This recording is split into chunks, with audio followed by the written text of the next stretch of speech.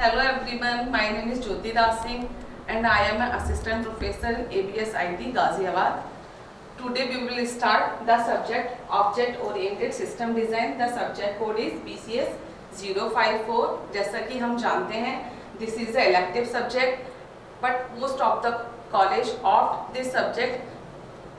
चलिए तो हम स्टार्ट करते हैं. What is the Object Oriented System Design? Before starting this subject, I think we need to know introduction of first unit. तो हम start करते हैं सबसे पहले हमारी फर्स्ट यूनिट से. तो जैसा कि आप देख सकते हैं हमारी फर्स्ट यूनिट में क्या दे रखा है. सबसे पहले हमारा इंट्रोडक्शन है. इंट्रोडक्शन के अंदर हमारा आएगा the meaning of object oriented, object identity, encapsulations. ठीक है, बेसिकली हमारी जो यूनिट 1 है वो 2 पार्ट में डिवाइड की गई है. In the first portion we will cover the concept of OOPS, object oriented concept, और जो हमारा सेकंड पार्ट है उसमें हम कवर करेंगे द UML डायग्राम और related to all the things which are related to UML, like UML model हो गए, हमारे कॉन्सेप्चुअल मॉडल ऑफ UML हो गए, आर्किटेक्चर ऑफ UML हो गए. और जो फर्स्ट पार्ट है हम उसमें डिस्कस करेंगे कि हमारे OOPS के कॉन्सेप्ट क्या होते हैं, सिस्टम डिज़ाइन में हम कैसे यूज़ करेंगे उस OOPS के कॉन्सेप्ट को.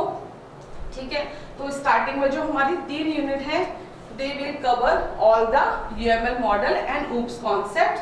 Then उसके बाद जो हमारी लास्ट की 2 यूनिट हैं उसमें हम डिस्कस करेंगे व्हाट इज द C++ और उसके कुछ concept like a class, object, inheritance and polymorphism. तो चलिए स्टार्ट करते हैं हमारा फर्स्ट यूनिट. तो सबसे पहले हम देखेंगे what is the system design. ठीक है, ऑब्जेक्ट ओरिएंटेड हम ऑलरेडी 3rd सेमेस्टर में देख चुके हैं क्या होता है, बट इस सब्जेक्ट में हम मेनली देखेंगे कि हमारा जो ऑब्जेक्ट ओरिएंटेड कॉन्सेप्ट है वो सिस्टम डिजाइन के साथ कैसे वर्क करते हैं. ठीक है, तो सबसे पहले हम देख लेते हैं what is the system design.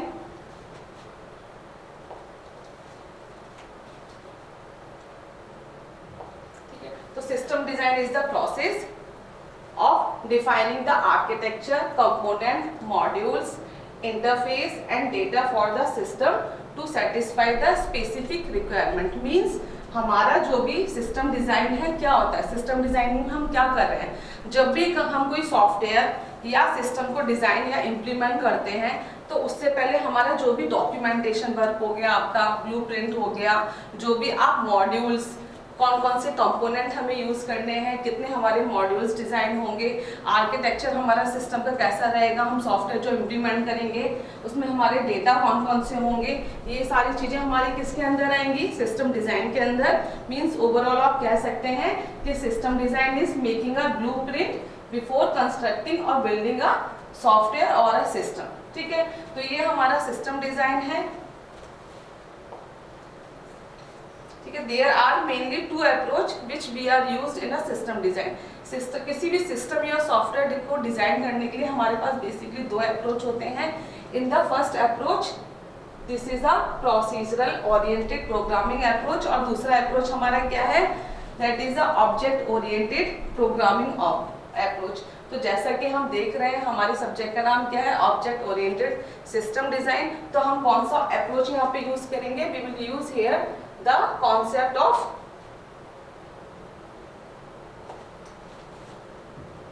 object oriented programming approach. ठीक है, तो हम अपने पूरे सब्जेक्ट में क्या पढ़ेंगे, कौन सा अप्रोच पढ़ेंगे हम, the concept of object oriented programming approach. ठीक है, बट फिर भी हमें डिफरेंस पता होना चाहिए कि what is the difference between the procedural oriented programming approach and object oriented programming approach. ठीक है, तो then what is the procedural oriented programming approach. जैसा कि आप डायग्राम में देख सकते हैं इसमें हमने क्या किया है, जो हमारा मेन प्रोग्राम है उसको हमने डिवाइड किया है किसमें, फंक्शंस में. तो यही मेन अप्रोच होता है किस चीज का, प्रोसीजरल ओरिएंटेड प्रोग्रामिंग अप्रोच का, जिसमें हम क्या करते हैं अपने मेन फंक्शंस को या मेन प्रोग्राम को हम छोटे छोटे टास्क या फंक्शंस में डिवाइड कर देते हैं. ठीक है, तो this is the definition. The procedural approach design a system as a set of procedure functions that operate on data. ठीक है, क्या होता है हमारा प्रोसीजरल ओरिएंटेड में, हम लोग क्या करते हैं अपने फंक्शंस को या प्रोग्राम को किस में हम डिवाइड कर देते हैं, छोटे छोटे टास्क में हम उसको डिवाइड कर देते हैं और उन टास्क को हम यहाँ पे क्या बोल रहे हैं, उसको हम फंक्शंस बोल रहे हैं. इसलिए यहाँ पे आप देख रहे हो कि लिखा हुआ है it is also called a It is also called a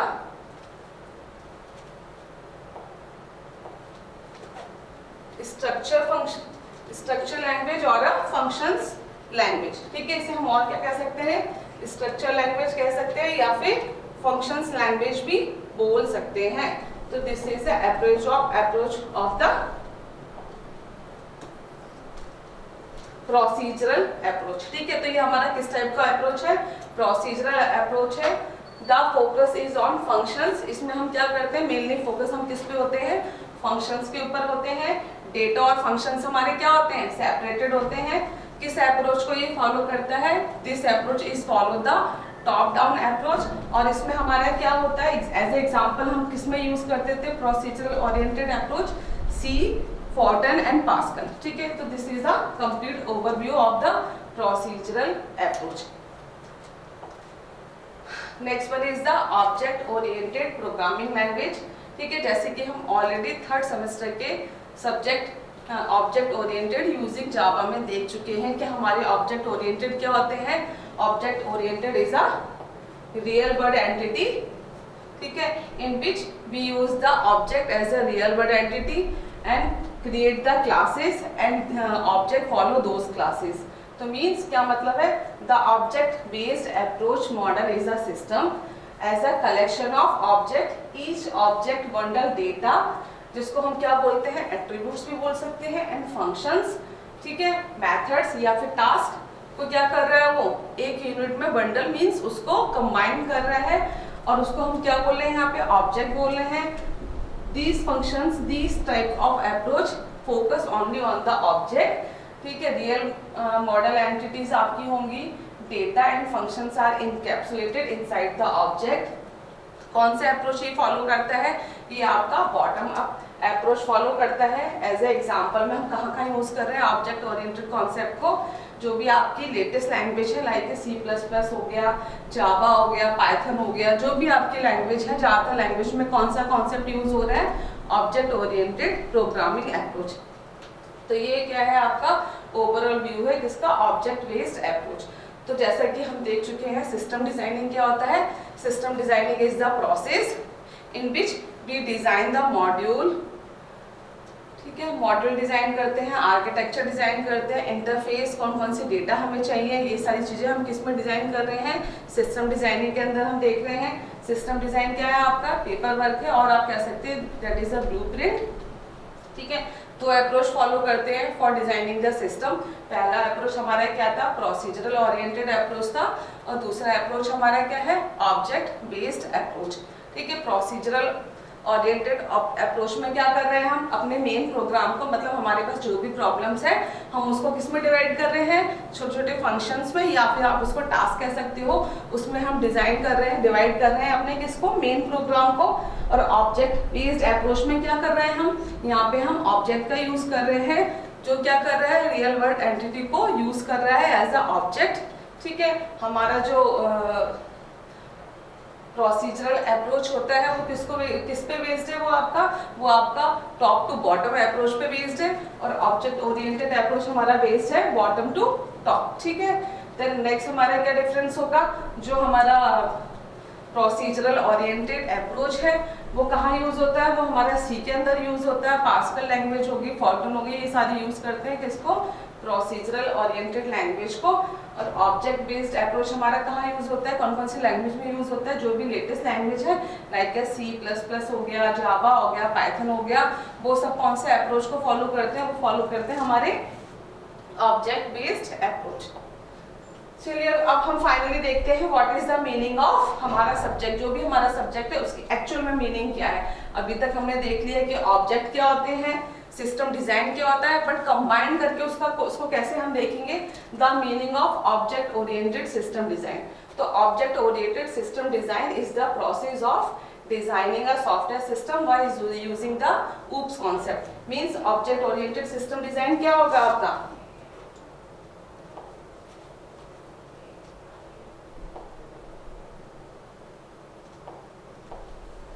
object oriented system design is the process, ठीक है, which use the system design plus object oriented concept. क्या यूज कर रहा है ये? सिस्टम डिजाइन यूज कर रहा है और ऑब्जेक्ट ओरिएंटेड कॉन्सेप्ट को यूज कर रहा है। तो यहाँ पे हम इसको क्या बोल रहे हैं?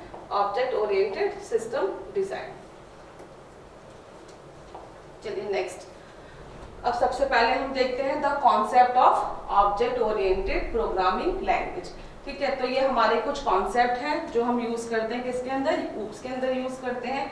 There are mainly 6 concept which are used in object oriented programming.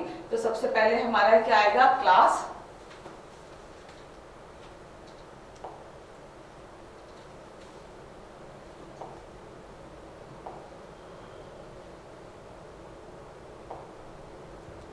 सबसे पहले हमारा क्या आएगा?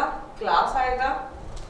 देन उसके बाद हम यूज करेंगे ऑब्जेक्ट का। देन हमारे पास है क्या? इनकैप्सुलेशन किसे कहते हैं? एब्स्ट्रैक्शन क्या होता है? पॉलीमॉर्फिज्म क्या है? इनहेरिटेंस क्या है?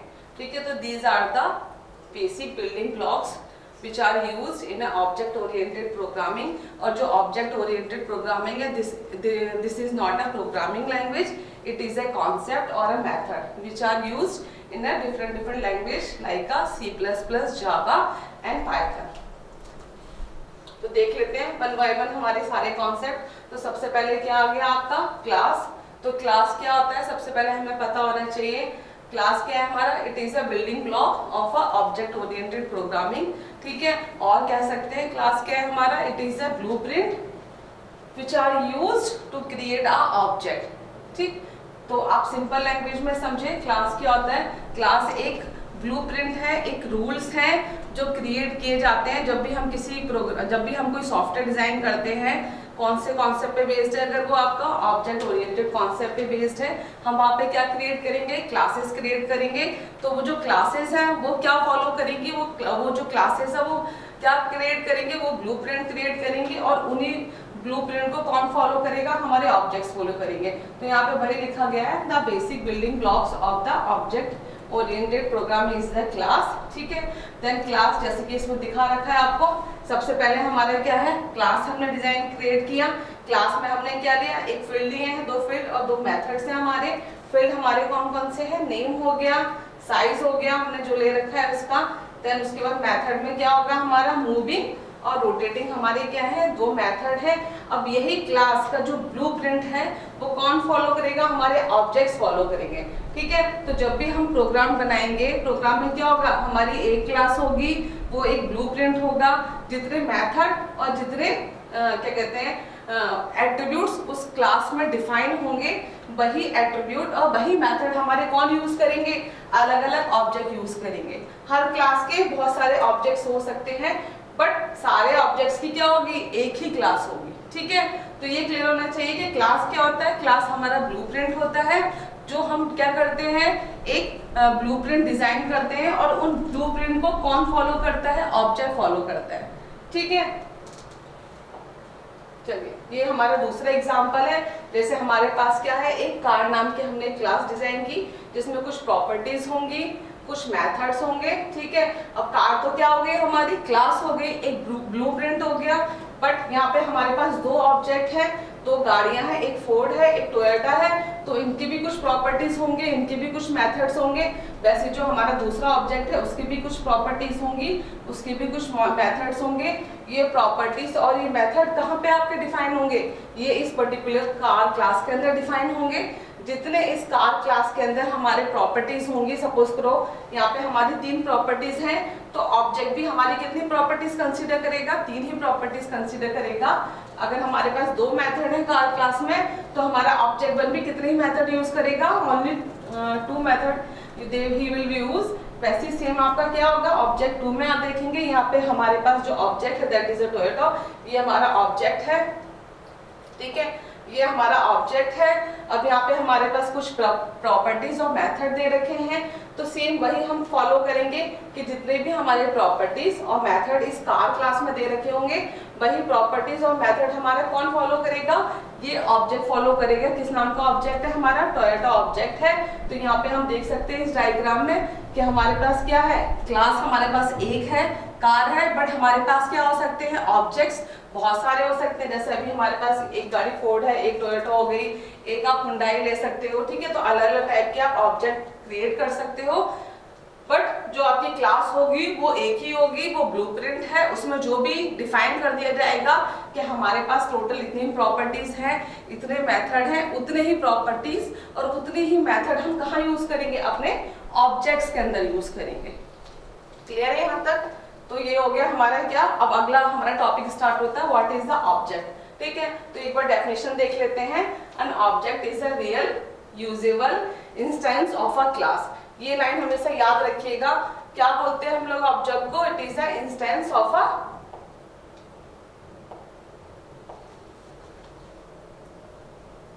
Instance of a class. ठीक है, तो ऑब्जेक्ट क्या है हमारा? Usable instance of a class that has a specific properties and behaviour. Her object की क्या होंगी? अपनी अपनी कुछ प्रॉपर्टीज होंगी, बिहेवियर होंगी, बट हमेशा याद रखिएगा जो भी बिहेवियर और प्रॉपर्टीज वो यूज कर रहा है वो आपके कहाँ पे डिक्लेयर होंगी? वो आपके ब्लूप्रिंट में डिक्लेयर होंगी, मींस वो आपके क्लास में डिक्लेयर होंगी। ठीक है, तो क्लास के अंदर हमने जो भी प्रॉपर्टीज और एट्रीब्यूट्स या बिहेवियर और टास्क डिफाइन कर रखे होंगे, उतने ही टास्क और बिहेवियर हमारे कौन यूज करेगा? ऑब्जेक्ट यूज करेगा।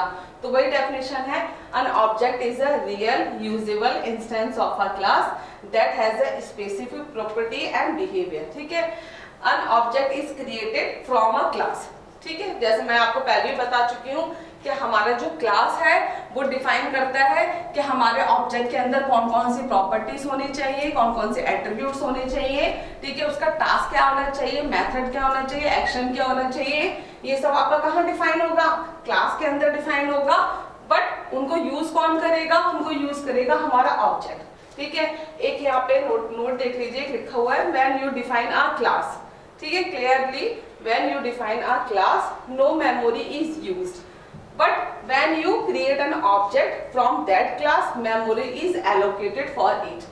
ठीक, मीन्स हम आगे पीछे भी पढ़ चुके हैं, जो हमारा क्लास है दैट इज अ ब्लूप्रिंट, तो वो कोई भी मेमोरी ऑक्युपाइड नहीं करेगा। अगर आप अपने प्रोग्राम के अंदर क्लास क्रिएट कर रहे हो तो उस केस में हमारी कोई भी मेमोरी यूज नहीं हो रही है। बट अगर हम क्या क्रिएट कर रहे हैं? ऑब्जेक्ट क्रिएट कर रहे हैं। सपोज करो हमने एक क्लास ली, उसके लिए हमने 5 ऑब्जेक्ट बनाए, तो वहां पे क्या हो रहा है? हमारे अलग अलग जगह पे 5 स्पेस ऑक्युपाई होंगे मेमोरी के अंदर उन ऑब्जेक्ट्स के नाम से। ठीक है, तो सेम यहाँ पे वही लिखा है, when you define a class no memory is used, but when you create an object from that class memory is allocated for it. ठीक, अगर आप क्या यूज कर रहे हो? आप अपने प्रोग्राम के अंदर क्लास क्रिएट कर रहे हो तो वहां पे कोई भी मेमोरी यूज नहीं हो रही है आपकी। बट जैसे ही आपने उस क्लास के अंदर क्या क्रिएट किया? अलग अलग टाइप के ऑब्जेक्ट यूज किए, आपका मेमोरी में स्पेस ऑक्युपाई होने लगा यूजिंग दिस ऑब्जेक्ट। एग्जाम्पल देख लेते हैं हमारा ऑब्जेक्ट का कि क्या क्या एग्जाम्पल है। For example, animal is just an idea of blueprint. ठीक है, जैसे यहाँ पे क्या है, हमारी एक क्लास है, एनिमल नाम की हमने एक क्लास डिफाइन की, बट अब उस एनिमल के अंदर कौन कौन हो सकता है? डॉग भी एक एनिमल है, कैट भी एक एनिमल है, और काउ भी क्या है आपका? एनिमल है। तो ये सब क्या है आपके? ये आपके सारे ऑब्जेक्ट्स हैं, और एनिमल क्या है? एक क्लास है। ठीक है, तो वही दे रखा है, animal is just an idea और blueprint, but a dog, cat, cow are the real object. ठीक है, ये क्या है? हमारे रियल ऑब्जेक्ट है बेस्ड ऑन दैट क्लास, जो किस क्लास में बेस्ड है? एनिमल क्लास पे। तो हम अपने प्रोग्राम में क्या कर रहे हैं? हमने एक एनिमल क्लास क्रिएट की। ठीक है, हर क्लास के क्या होंगे? डिफरेंट डिफरेंट ऑब्जेक्ट होंगे। एक डॉग भी हो सकता है, कैट हो सकता है, काउ हो सकता है, और भी आपके एनिमल्स हो सकते हैं। वो किस क्लास को फॉलो कर रहे हैं? एनिमल क्लास को। जो भी ब्लूप्रिंट डिफाइन किया गया होगा उस एनिमल क्लास के अंदर, वो सारी प्रॉपर्टीज और मेथड कौन फॉलो करेगा? These objects. So class are concept and object are the actual thing created from those concept। ठीक है, तो यहाँ पे वही बता रखा है कि ऑब्जेक्ट, यहाँ पे क्लास क्या है हमारा, सिर्फ एक ब्लूप्रिंट है, एक कॉन्सेप्ट है, मेमोरी में कोई भी जगह नहीं लेते हैं, बट ऑब्जेक्ट क्या है हमारा, रियल वर्ल्ड एंटिटी है, एग्जिस्ट करता है, मेमोरी में स्पेस ऑक्युपाई करेगा। तो एक क्लास के बहुत सारे क्या हो सकते हैं, ऑब्जेक्ट्स हो सकते हैं, पर हर ऑब्जेक्ट में कितनी क्लास होंगी, एक ही क्लास होगी। ठीक है, नेक्स्ट हमारा ऑब्जेक्ट का कॉन्सेप्ट है, ऊप्स का कॉन्सेप्ट है, दैट इज एनकैप्सुलेशन। ठीक है, तो क्या होता है encapsulation, in simple terms encapsulation is defined as the wrapping up data and information under a single unit। तो ये हम पहले भी देख चुके हैं, ऑब्जेक्ट के अंदर हमारा क्या जा रहा है, हमारा डेटा भी जा रहा है, मेथड भी जा रहा है, फंक्शंस भी है, या तो हम उसको मेथड बोल सकते हैं, फंक्शंस बोल सकते हैं, या टास्क बोल सकते हैं।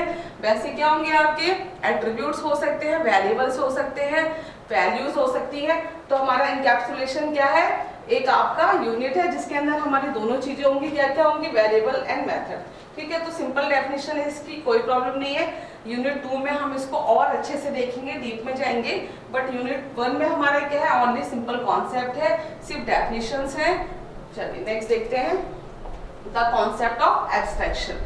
Abstraction is means displaying only the necessary information and ignore the other details. ठीक है, तो एब्स्ट्रैक्शन क्या होता है, जो भी हमारी नेसेसरी इंफॉर्मेशन है, जो एक यूजर को यूज करने के लिए पता होनी चाहिए, उतनी ही इंफॉर्मेशन दिखाता है क्या, एब्स्ट्रैक्शन, और जो भी उसकी डिटेलिंग इंफॉर्मेशन है उसको वो हाइड रखता है। जैसे एग्जांपल हमने यहाँ पे लिया है, एक एटीएम का लिया है, एक कॉफी मशीन का लिया है। तो जब भी आप एटीएम पे जाते हो एज ए यूजर, आपको क्या पता होना चाहिए कि कार्ड को कैसे स्वाइप करना है। ठीक है, आप कार्ड को कैसे स्वैप करोगे, आप कार्ड को कैसे इंसर्ट करना है, आपका जो पिन कोड है वो कैसे यूज करना है, अमाउंट आपको जो भी आप उसको वो कर रहे हो, निकाल रहे हो, जो भी पैसे आप निकाल रहे हो वो आपको पता होना चाहिए। बट इंटरनली ये मशीन कैसे वर्क कर रही है, कहाँ से पैसे आ रहे हैं, कौन सा कोड चल रहा है, कौन सी लैंग्वेज पे काम चल रहा है, ये हमारी जो भी इंटरनल इंफॉर्मेशन है वो हमें नहीं पता। तो वही क्या है आपका abstraction. Abstraction is mean displaying the basic information for the user, but hide या इग्नोर करता है क्या, डिटेलिंग्स। ठीक है, वैसे नेक्स्ट एग्जांपल हमारा क्या है, coffee machine. We don't know the internal working of the coffee machine. ठीक है, हम क्या कर रहे हैं, जस्ट कॉफी मशीन पे कुछ बटन्स दे रखे होंगे, वहां पे लिखा होगा जो भी आपको प्रेस करना है। एज ए यूजर आपको जितनी नॉलेज होनी चाहिए आपको वहां पे डिस्प्ले हो रखी होगी, बट इंटरनली कॉफी मशीन कैसे वर्क कर रही है ये हमें नहीं पता। तो this is a concept of abstraction. वही हमारा एब्स्ट्रैक्शन होता है, उसमें क्या होता है, हमारा जो भी बेसिक डिटेल्स हैं वो यूजर को पता होती है, बट डिटेलिंग इंफॉर्मेशन जो उसके अंदर है वो यूजर को नहीं पता होती है। तो this is a concept of abstraction, this is one of the object oriented concept.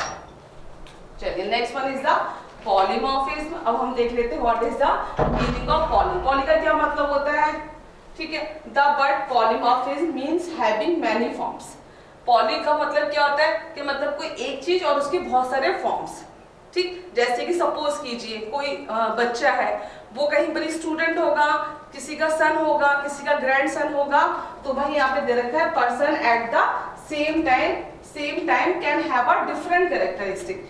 एक बच्चा एक टाइम पे बहुत सारे क्या प्ले कर रहा है, रोल प्ले कर रहा है। मे बी वो किसी का सन हो सकता है, किसी का स्टूडेंट हो सकता है, किसी का ग्रैंड सन हो सकता है, किसी का भाई हो